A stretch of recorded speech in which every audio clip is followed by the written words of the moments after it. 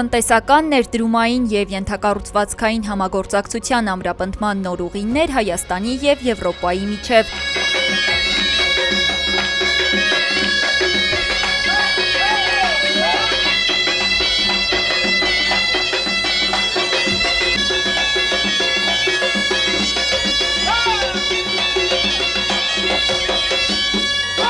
Հունիսի 9-ին Երևանում կկայանա Հայաստան-Լեհաստան գործարար համաժողովը։ Այդ նպատակով Հայաստան ժամանեց բարձր մակարդակի գործարար պատվիրակություն, որը ներկայացնում է ավելի քան 10 միլիարդ ԱՄՆ դոլար համախառն կապիտալ ունեցող բիզնես հարթակ։ Համաժողովը կազմակերպվում է Թրամփի ուղի նախաձեռնության նպատակներին համահունչ՝ քննարկելու Չինաստանն ու Եվրոպան կապող նոր առևտրային միջանցքների, տարածաշրջանային ենթակառուցվածքների և Հայաստան-Եվրոպա տնտեսական համագործակցության զարգացման հնարավորությունները։ Մեր այցի նպատակը հիմնականում նվիրված է նրան, որ Հայաստանում մեծ ներդրումներ լինեն եւ նաեւ ապահովենք Եվրոպա-Հայաստան անմիջական կապը, որը կլինի թե ցամաքային տարբերակով, թե երկաթուղային տարբերակով,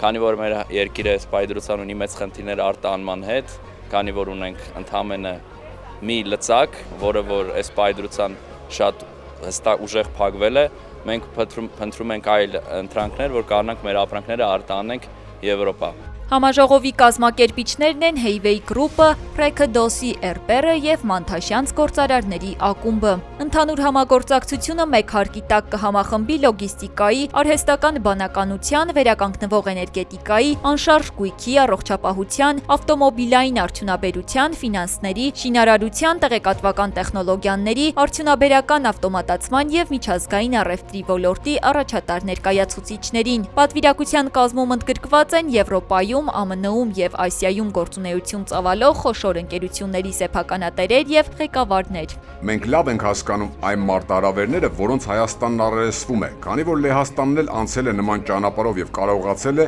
հաջողությամբ մուտք գործել զարգացման նոր փուլ։ Այսօր այդ հաջողության արդյունքն այն է, որ Լեհաստանը աշխարհի 20 խոշորագույն տնտեսություններից մեկն ունի։ Կարծում եմ Հայաստանը նույնպես մեծ հնարավորություն ունի իր արժանի տեղը զբաղեցնելու եվրոպական տնտեսական համակարգում։ Հույս ունենք այդ այցը նոր հնարավորություններ կստեղծի այստեղ ներկա բոլորի համար եւ կբացի համագործակցության զարգացման նոր ուղիներ։